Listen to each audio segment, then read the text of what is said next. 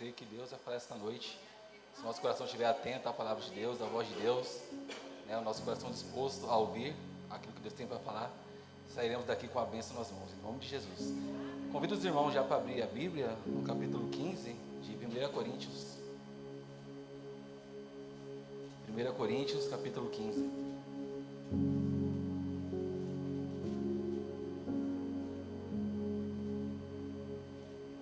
Glórias a Deus. 1 Coríntios, capítulo 15. Amém? Todos acharam? Amém? Então vamos ler a palavra de Deus que diz assim: Irmãos, venham lembrar-lhes o evangelho que anunciei a vocês, o qual vocês receberam e no qual continuam firmes, e pelo que também sois salvos, se o retiverdes como vos tenho anunciado, se não é que crestes em vão. Porque primeiramente vos entreguei o que também recebi, que Cristo morreu por nossos pecados, segundo as Escrituras. Amém? Um momento de oração, em nome de Jesus. Ó Deus, nos colocamos em Tua presença, neste momento, ó Pai. Lemos a Tua palavra, Senhor, a Tua palavra que é viva, que é eficaz, que penetra na alma, Senhor, na divisão de juntas e medulas. Que o Senhor possa guiar, ó Deus, a minha vida para trazer a Tua palavra, Senhor. Que os corações daqui esta noite, que aqui estão, Senhor, sejam receptivos à Tua voz. E sejam, Senhor, dispostos a ouvir a Tua palavra, Senhor, e a praticá-la, Deus. Conduza-nos, Senhor, na prática e na exposição da Tua palavra, para a glória do Teu santo nome, ó Deus. E que possamos sair daqui, Senhor, renovados. Que possamos sair daqui, Senhor, com a esperança renovada, em nome do Senhor Jesus, para a glória de Deus. Amém. Podeis assentar em nome de Jesus. Glória a Deus. Essa carta aqui, o apóstolo Paulo escreveu, né, à igreja de Corinto. O apóstolo Paulo foi um grande missionário, um dos maiores, podemos dizer assim, dos apóstolos, que fundou diversas igrejas, né? E uma das igrejas que ele fundou foi a igreja em Corinto. Ele tinha um método de evangelização, no qual ele chegava primeiro na cidade e ele ministrava primeiro a comunidade judaica, né, nas sinagogas. E geralmente os judeus, eles desprezavam a palavra, pois tinham um coração endurecido, né? E diante disso, eles expulsavam Paulo da sinagoga, né, e ele pregava nas ruas para todos que quisessem ouvir, especialmente para os judeus, para os gentios, né, e para aqueles gregos naquela época, na região da Ásia. E ele começa o texto dizendo: Irmãos, venham vos lembrar-lhes o evangelho que anunciei a vocês, e no qual vocês receberam e no qual continuam firmes.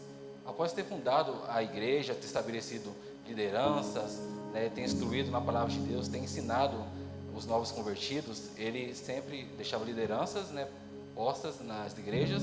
Ele ia para outra cidade para anunciar o evangelho, né, a todas as cidades da região, cumprindo aquilo que Jesus falou, né, ide por todo mundo e pregar o evangelho a todas as nações. Então ele chegava na cidade, estabelecia uma igreja, estabelecia líderes, instruía o povo e partia para outra cidade. Mesmo distante, ele sempre escrevia cartas para saber da situação da igreja, se os irmãos iam bem, né, na fé, se eles estavam crescendo no conhecimento, se eles estavam crescendo na prática da palavra, se os irmãos continuavam firmes na fé. E já nesse começo aqui eu vejo a importância de nós nos lembrarmos, irmãos, do princípio do evangelho, ou seja, do princípio da nossa fé. O salmista fala que devemos nos lembrar daquilo que nos traz esperança, né? E Paulo, ele fazia isso. Ele escrevia as cartas para os irmãos nas igrejas, a fim de consolá-los, pois as igrejas passavam por grandes perseguições, por lutas. Então ele escrevia a carta para consolá-los, confortá-los e para lembrá-los do evangelho que outrora ele tinha ensinado no princípio, quando ele fundou aquela determinada igreja, né, para ver se os irmãos estavam prosseguindo no evangelho, conhecendo a Deus e avançando no conhecimento de Cristo, né. 1 Coríntios 15, 3, ainda continuando aqui, ele fala qual que é a síntese do evangelho, né? Esse evangelho que está relembrando os irmãos a meditarem, a pensarem. Ele diz assim: porque primeiramente vos entreguei o que também recebi, que Cristo morreu por nossos pecados, segundo as Escrituras, e que foi sepultado e que ressuscitou ao terceiro dia, segundo as Escrituras. Esse, irmãos, é a síntese do evangelho, podemos dizer assim, né? O evangelho ele abrange muito mais do que isso, mas a síntese do evangelho está contida nesse sentido, né? Paulo fala lá em Romanos 10, 9, que se com a nossa boca confessarmos ao Senhor Jesus, em nosso coração nós cremos que Deus o ressuscitou dos mortos, seremos salvos. Então, a condição para a salvação, a salvação é gratuita, mas há uma condição que é a condição de crermos no Senhor Jesus, de confessarmos a Ele publicamente e de crer no nosso coração que Deus o ressuscitou dos mortos. Então, nesse sentido, Paulo estava relembrando os irmãos daquilo que é a esperança do cristão, né? Que o cristão, ao acordar, muitas das vezes na corrida dos dias, nós esquecemos, né, daquilo que nos dá esperança de fato, pois aqui nessa vida, a nossa vida é passageira, é terrena, né? Uma hora ela se encerra, mas Deus, Ele nos prometeu em Cristo Jesus uma vida maravilhosa, uma vida onde não haverá mais dor, não haverá mais sofrimento, mais maldade, uma vida onde não haverá mais pecado. Então devemos todos os dias ter isso na nossa mente, trazer à memória coisas boas, né? Aquilo que está contido na palavra de Deus, que são suas promessas, para todos aqueles que creem em Jesus, né? E que se arrependem dos seus pecados. E como Deus, queria trazer um panorama de como Deus ele se revela à humanidade, né? Como Deus se apresenta, como conhecemos a Deus. Nós conhecemos a Deus pelo menos por duas formas, né? Principais, dentre outras. Deus ele pode se apresentar a cada um, pessoalmente, em sonho, mas existem duas formas principais que Deus se revelou a toda a humanidade. A primeira delas é pela revelação geral, né? Essa revelação geral é aquela revelação que está contida na natureza e naquilo que Deus fez. Quando olhamos para a natureza, quando olhamos para a vida humana, a complexidade daquilo que existe nesse mundo, para a distância do Sol em relação à Terra, o tamanho da Lua, né? As leis da física, nós vemos que a própria natureza, ela testemunha de que existe um Deus, né? Que não é mero acaso, não é uma teoria, como muitos professam crer, né? Que não é uma teoria do Big Bang, onde teve uma explosão e gerou todas essas coisas. Não, a teoria, ela não faz nenhum sentido. É como, podemos fazer uma analogia, é como se pegasse um caminhão de tijolos e derramasse esse caminhão e saísse de lá uma casa já montada. É mais ou menos isso. É preciso ter até mais fé para crer na teoria, né, do Big Bang, do que para crer nas Escrituras. Mas a própria natureza, a própria complexidade da vida humana, da nossa existência, ela é uma testemunha inegável da existência de Deus, né? Quando olhamos para o próximo, das relações interpessoais, quando olhamos para a natureza, para tudo aquilo que Deus fez, não há dúvidas de que existe um Deus que controla, um Deus que cuida. Paulo fala que nele existimos, nele nos movemos, e é Ele que sustenta a nossa vida. Em Romanos 1:20, Paulo corrobora isso dizendo: porque os atributos invisíveis de Deus, isto é, o seu eterno poder e a sua divindade, claramente se reconhece desde a criação do mundo. Então, desde a criação do mundo, o homem tem esse testemunho, tem essa percepção de que existe um Deus, sendo percebidos por meio das coisas que são criadas, o que Deus criou. E por causa disso, os seres humanos são indesculpáveis, né? A própria natureza, tudo indica que existe um Deus. E ainda que o Evangelho não chegue a pessoas que estão distantes, por exemplo, em tribos indígenas, né, bem no interior das florestas, a Bíblia declara mesmo assim que todo ser humano ele tem a percepção de que existe um Deus a partir da natureza, daquilo que Deus criou. E já isso é o suficiente para que ninguém seja desculpável, né? Na verdade, todos os humanos serão indesculpáveis diante disso, né? A outra forma que Deus se revela à humanidade, de forma geral, é através da palavra de Deus, dessa palavra que nós lemos agora, né? Essa palavra que devemos meditar de dia e de noite, e que nela está contido a revelação mais detalhada sobre Deus, sobre a criação, sobre a queda do homem, sobre o plano de salvação que Deus ele criou já para o homem, pois desde a fundação do mundo ele já havia proposto um plano de salvação, pois ele já conhecia que o homem iria cair, né? E através dessa história, da história da humanidade, Deus ele se revela, né? Ele revela a sua palavra através de homens que ele inspirou para escrever essa palavra maravilhosa que fala sobre Deus. E Paulo fala que toda essa escritura é inspirada por Deus, né? A palavra de Deus é vida, ela é pão, né? Essa palavra ela é digna e fiel de toda aceitação.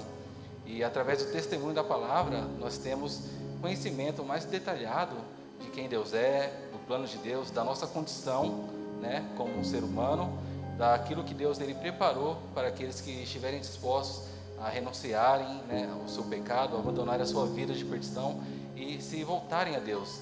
Tudo isso a gente encontra aqui na palavra, meus irmãos, e é maravilhosa demais essa palavra, e e devemos meditar nela de dia e de noite, como diz o salmista no capítulo 1, né? E ele diz, deixa eu fugir agora a memória: bem-aventurado o homem que não anda segundo o conselho dos ímpios, nem se detém no caminho dos pecadores, nem se assenta na roda dos escarnecedores. Antes ele tem o seu prazer na lei do Senhor, na palavra de Deus, e medita nela de dia e de noite. Pois ele será como árvore plantada junto a ribeiros de água, a qual dá o seu fruto na estação própria, cujas folhas não caem, e tudo que fizer prosperará. Meu irmão, essa palavra aqui é maravilhosa.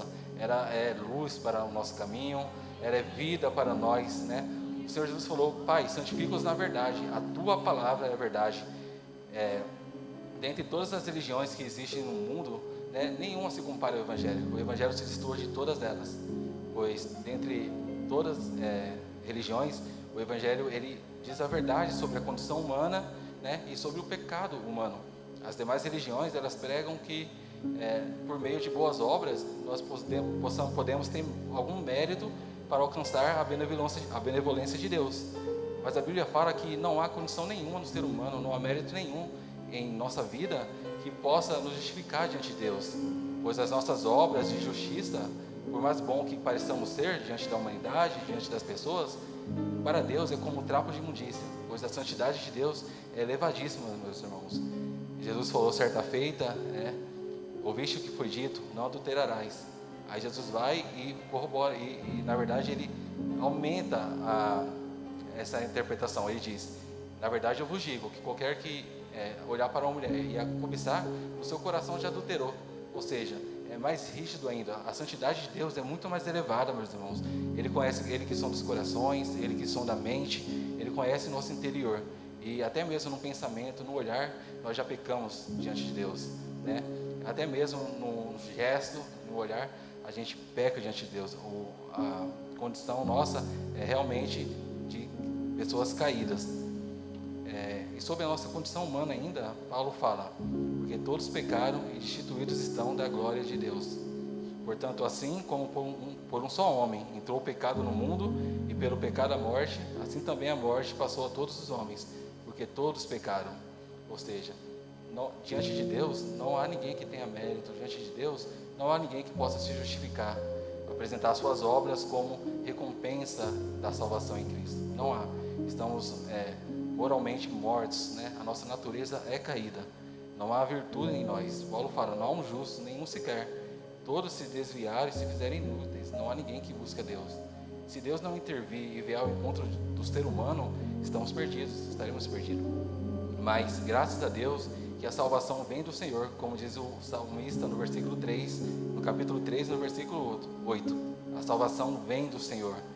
E mesmo em nossa condição de pecadores, o apóstolo Paulo fala aqui no capítulo 5 e 8 de Romanos, que Deus ele prova o seu amor para conosco, em que Cristo ele morreu por nós, sendo nós ainda pecadores, né? Que amor, que grande amor o Senhor nos tem amado.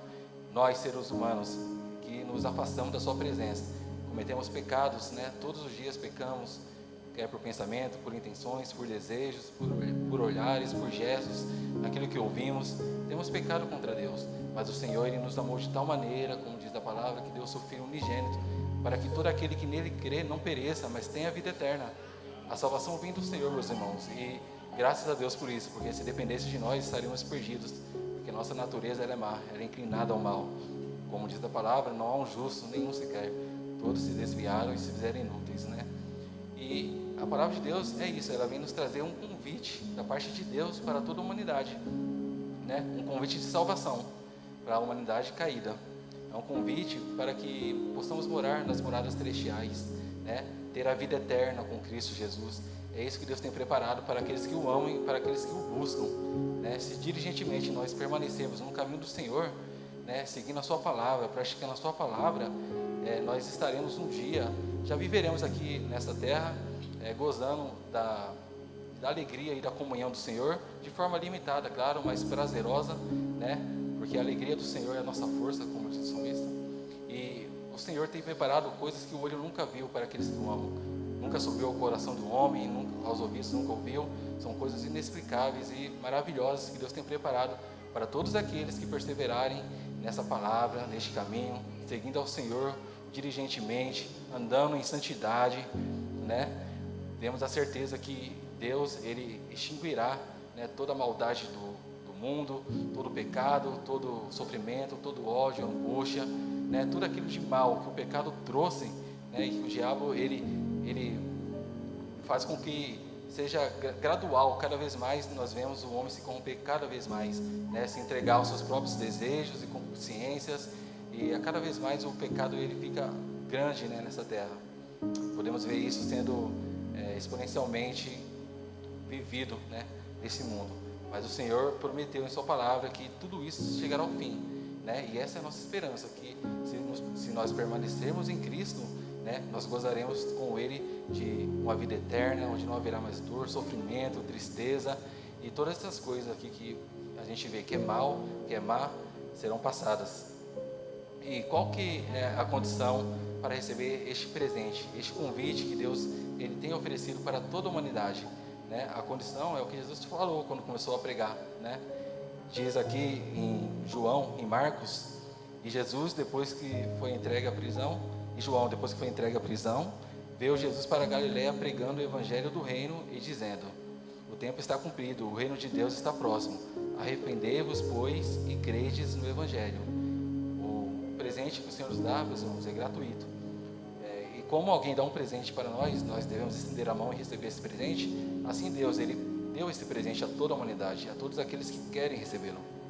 O presente da vida eterna, o presente da morada celestial, né? E a condição é que nós creiamos no Evangelho de Cristo e que nos arrependamos de tudo aquilo que eu falei, que é mal, da nossa consciência, do nosso pecado, né? Das práticas que não agradam a Deus e da nossa natureza que é pecaminosa. E o apóstolo Paulo, o apóstolo João, no capítulo 1, versículo 12, ele diz: mas a todos quanto recebeu a Jesus, Deus deu-lhes o poder de serem feitos filhos de Deus, a saber, aos que creem no seu nome. Meus irmãos, crer em Jesus é o primeiro requisito, né, para que possamos receber essa benevolência que Ele nos deu da vida eterna e da salvação. Crer não superficialmente, pois muitos dizem que creem em Jesus, mas como Tiago fala, a fé sem obras, ela é morta, para nada serve. A fé em Jesus tem que ser uma fé prática, né? Muitos vêm para a igreja, professam a fé cristã, mas as suas práticas não condizem muitas das vezes com aquilo que elas acreditam e que dizem que creem, né? Nossa prática deve ser baseada naquilo que acreditamos, que é a palavra de Deus. Devemos seguir a Jesus, o exemplo de Jesus, e ter a mente de Cristo, né? Devemos ser conformados à imagem do Senhor Jesus. O apóstolo Paulo fala: não vos conformeis com este mundo, mas renovai a vossa mente, o vosso entendimento, para que sejamos mais parecidos com o Senhor. E o Espírito Santo, né, ele vai nos ajudando a cada dia mais sermos parecidos com o Senhor, né? Ele vai arrancando em nós tudo aquilo que é mal, tudo aquilo que é ruim, tudo aquilo que é carnal, e vai nos enchendo de gozo, vai nos enchendo de virtudes, de mansidão, de paz, de amor, né? Então este é o Evangelho. Primeiro devemos crer no Evangelho, que fala da nossa condição, que somos pecadores, né, caídos, mas que Deus, Ele amou o mundo de tal maneira que deu o seu Filho para que todo aquele que nele crê não pereça, mas tenha vida eterna. Então devemos crer que o Senhor Jesus, Ele pode nos salvar. Se confessarmos ao Senhor Jesus, como eu falei, e crermos em nosso coração que Deus o ressuscitou dos mortos, seremos salvos. E devemos nos arrepender dos nossos pecados, verdade? Atos 3:19, o apóstolo Pedro ele diz: arrependei-vos, pois, e convertei-vos, para que sejam apagados os vossos pecados, e venha assim o tempo de refrigério pela presença do Senhor. Mais uma vez, o apóstolo convidando todos aqueles que ouvem a palavra, a boa nova do Evangelho, a se arrepender, né? Nós somos pecadores e precisamos nos arrepender, crer no Evangelho e nos arrepender. Fazendo isso, meus irmãos, teremos moradas do Altíssimo. O Senhor habitará em nós, né? Nos purificará de todo o nosso pecado, nos ajudará na caminhada, né? Nos conduzirá pelo caminho que deve ser seguido e com certeza teremos uma bênção na presença dEle. A palavra de Deus, ela tem poder para nos salvar, ela é poderosa, né? O apóstolo Pedro, certa vez, quando o Senhor Jesus estava pregando, e muitas pessoas estavam se afastando do Senhor, né? Estavam indo embora, porque o discurso de Jesus era duro. E Jesus perguntou para os seus discípulos também: e vocês não irão também, né? Não sairão? E Pedro, ele respondeu: para onde iremos nós, Senhor? Se só o Senhor tem as palavras da vida eterna. Só em Jesus, meus irmãos, nós podemos alcançar descanso para nossas almas. Só em Jesus nós podemos alcançar vida eterna, né? Glórias a Deus. E após a morte de Jesus também, né, e a sua ressurreição, ele faz a promessa e a ascensão, ele faz uma promessa para os discípulos, que não muitos dias depois, ele enviaria o Espírito Santo para enchê-los e para que eles fossem cheios do Espírito Santo, para que anunciassem esse Evangelho com ousadia e intrepidez, né? E isso aconteceu em Atos 2, né, quando o Espírito Santo ele desce e enche a todos com o Espírito Santo. E a partir daí, eles começam a pregar ousadamente o Evangelho de Cristo. E Cornélio, que era até então, o Evangelho se mantinha só ali em Jerusalém, na Judéia. Mas Deus, ele aparece em sonho a Cornélio, através de um anjo, que era gentil, né? E fala para ele, chamar Pedro, que por meio de Pedro seria dito para Cornélio palavras, como diz aqui, palavras mediante as quais Cornélio e toda a sua casa seria salvo. Ou seja, mais uma vez, esse texto dizendo que através da palavra de Deus, as pessoas podem ser salvas. Essa palavra tem poder para salvar. Essa palavra tem poder para libertar. Paulo fala, eu não me envergonho do Evangelho de Deus, pois o Evangelho de Deus é loucura para o mundo, né? E é o poder de Deus para a salvação de todo aquele que crê, primeiro do judeu e também do gentil, porque no Evangelho é revelada a justiça de Deus. Então, meus irmãos, está aí mais uma vez a importância de meditarmos nessa palavra e de vivermos nessa palavra. Muitos têm recebido essa palavra, mas fica superficialmente, não meditam na palavra. Quantas vezes temos meditado nessa palavra, né? Será que somos como o salmista, que tem prazer na lei do Senhor e na sua lei medita de dia e de noite? Como eu disse, esta palavra é luz para o nosso caminho. O mundo já é em trevas. Nós precisamos da orientação de Deus, né? Precisamos de luz para o caminho, de lâmpada para os nossos pés. E através desta palavra nós alcançamos isso, pois ela é luz para o nosso caminho, ela é lâmpada para nossos pés, né? E muitos recebem a palavra de Deus, mas não têm firmeza. Aí quando vem as adversidades, as tentações, eles logo desistem, né? Como a parábola do semeador, pois não têm firmeza, não estão de fato arraigados na videira verdadeira que é Cristo. Então eles vivem um evangelho superficial, vem à igreja e nos demais dias eles esquecem daquilo de quem Deus é, das promessas de Deus contidas na palavra. Mas nós não podemos ser dessa maneira. Nós devemos estar firmes na palavra e todo dia, como o apóstolo Paulo ele fazia à igreja de Corinto, está relembrando aquilo que nos traz esperança, relembrando de que se com Cristo morremos, padecemos, com Ele nós ressuscitaremos, né? E Mateus 7:26, Jesus próprio ele fala: aquele que ouve minhas palavras e não as cumpre, ele é comparado ao homem sensato que edificou a sua casa sobre a areia. Desceu a chuva e correram os rios e assopraram-se os ventos e combateram aquela casa e ela caiu, e foi grande a sua queda. Tiago também fala: tornai-vos, pois, praticantes da palavra e não somente ouvintes, enganando-vos a vós mesmos. Está aí, meus irmãos, devemos ouvir esta palavra e fazer dela, né, prática. Devemos praticar essa palavra. A fé é isso, meus irmãos. A fé em Cristo, ela é uma fé que ela está intrinsecamente ligada à ação, né? Como diz lá a galeria da fé em Hebreus 11, que Abraão, pela fé, ele sacrificou o seu filho. Ele não somente creu que Deus poderia ressuscitar dos mortos, falou, eu creio, mas ele de fato ele iria sacrificar o seu filho, pois ele tinha fé. Então a fé, meus irmãos, sem as obras, ela é morta, para nada serve. Tiago mesmo, ele fala, me mostra a tua fé sem as suas obras, né? Não tem como, mas ele fala, eu vou te mostrar as minhas obras pela minha fé, através da minha fé. Então o evangelho, meus irmãos, tem que ser um evangelho prático, né? Vivemos de fato essa palavra, pois se vivemos essa palavra conforme o Senhor quer, seremos uma bênção para a nossa família, para as pessoas à nossa volta e para o mundo. A fé genuína em Cristo é aquela que independe da situação, né? Nós podemos estar numa situação de guerra, de desespero, às vezes, muitas das vezes, de faltar o pão, o alimento, mas nós temos a paz do Senhor, né? Uma paz inabalável que não depende de uma situação de paz, mas em meio à guerra nós temos essa paz que só o Senhor pode dar, pois Ele é o príncipe da paz, né? Como diz o profeta. Devemos ter confiança nessa palavra, acreditar nela, praticá-la, né? E examinar, fazer uma autoavaliação sobre como temos nos comportado diante desta palavra e diante do próprio Deus, né? Mais uma vez, quais têm sido as nossas atitudes no dia a dia, né? Será que de fato temos vivido esta palavra? Será que de fato temos honrado ao Senhor com a nossa vida, com nossos pensamentos, né? De todas as maneiras? Será que fazemos menção do nome dele no dia a dia? Ou só lembramos do Senhor quando viemos à igreja, né? Ou na nossa oração? Mas o Evangelho, meus irmãos, mais uma vez, tem que ser o Evangelho prático. Os cristãos foram identificados como cristãos porque eles viviam e aquilo que pregavam. Eles pregavam sobre Cristo e as suas práticas eram semelhantes, condiziam com aquilo que eles falavam, né? E assim deve ser a igreja de hoje. Muitas das vezes, na correria do dia a dia, nos esquecemos de viver esta palavra, nos esquecemos de andar em santidade com Deus, né? Mas, pelo contrário, devemos andar em santidade, né? Examinar nós mesmos dia após dia, né? Para que possamos nos provar se de fato nós permanecemos em Cristo, se de fato estamos ligados na videira, né? Pois, como o apóstolo Paulo fala em Romanos 8, não há condenação para quem está em Cristo, que não anda segundo a carne, mas segundo o Espírito. Mas não há condenação para quem está em Cristo, né? Devemos analisar o que é estar em Cristo.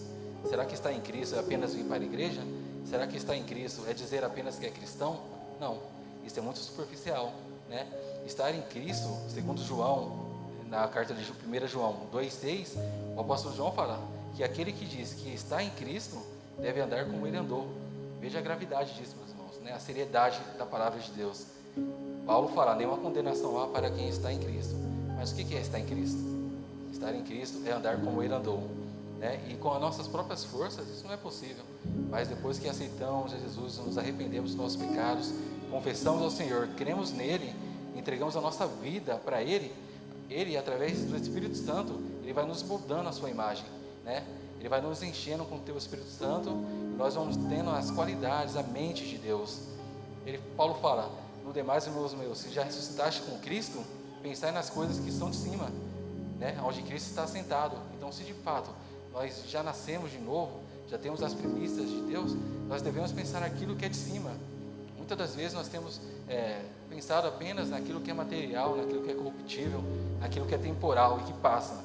Mas o Senhor nos convida a olharmos para dentro de nós e a pensarmos nas coisas que estão de cima, onde Cristo está sentado, né? Pensar nas coisas de Deus. E devemos considerar a bondade e a severidade de Deus, como diz Paulo também. Para com os que caíram, severidade, mas para conosco, a benignidade, se permanecermos num caminho. Mais uma vez, né, devemos permanecer nesse caminho para que não sejamos cortados da videira, né? Pois o Senhor falou que todo aquele que não está nele será cortado, todo aquele que não está ligado na videira, ele será cortado e lançado no fogo.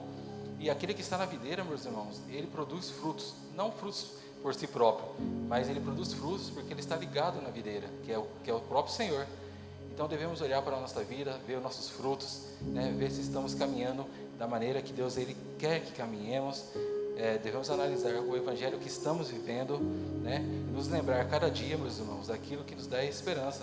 Como Paulo fala, devemos nos lembrar da morte do Senhor Jesus, porque Ele morreu pelos nossos pecados, e lembrar que Ele ressuscitou, garantindo para nós a salvação, e que se morrermos também, nós seremos ressuscitados no último dia. Se não formos a geração da igreja que verá o Senhor vindo em glória e parecermos ou morrermos, deitarmos ao pó, o Senhor Jesus ele nos ressuscitará. Essa é a grande esperança do cristianismo, né? Que como o Senhor morreu e ressuscitou, nós também, da mesma maneira, seremos transformados com um corpo incorruptível para habitarmos para sempre com o Senhor.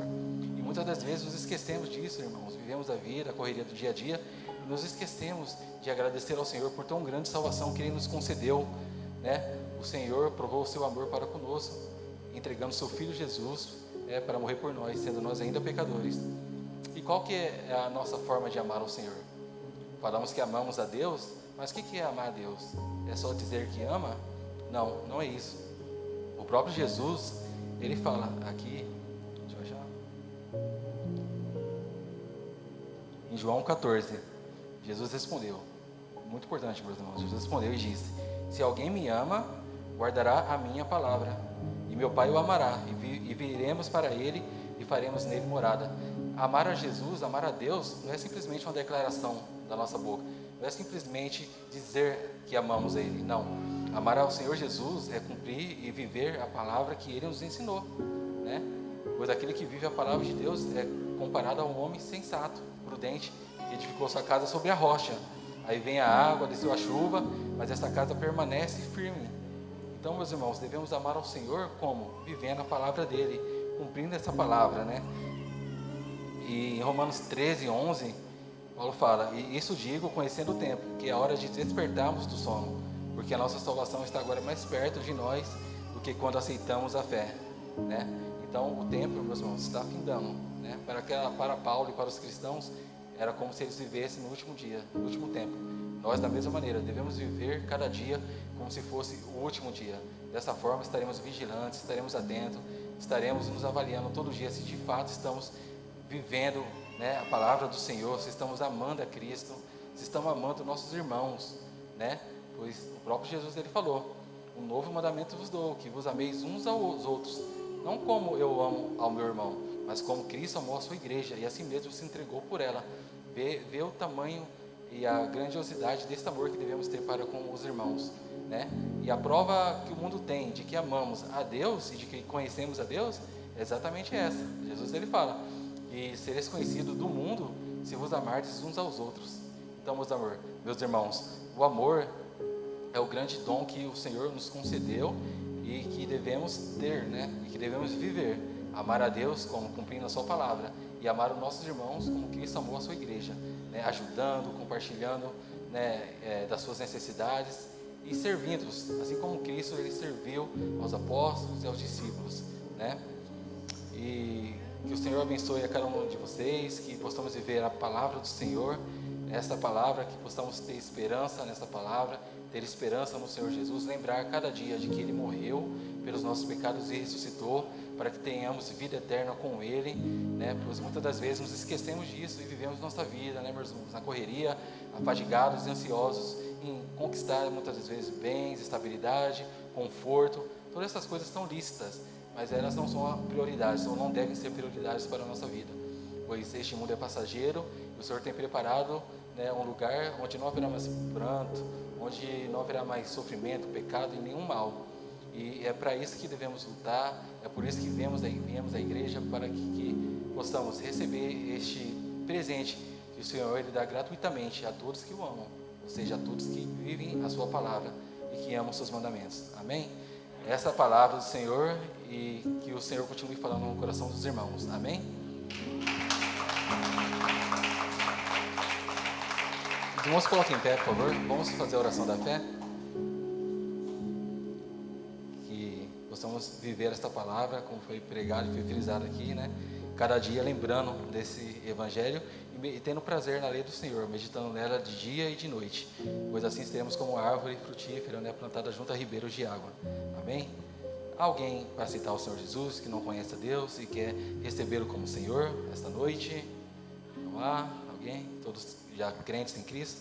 Amém. Permanecemos fiéis, meus irmãos, em Cristo, e que o Senhor abençoe a todos. Oremos ao Senhor em nome de Jesus. Senhor, te damos graças, ó Deus, por essa palavra. Obrigado, Senhor, por nos lembrar daquilo que nos traz esperança.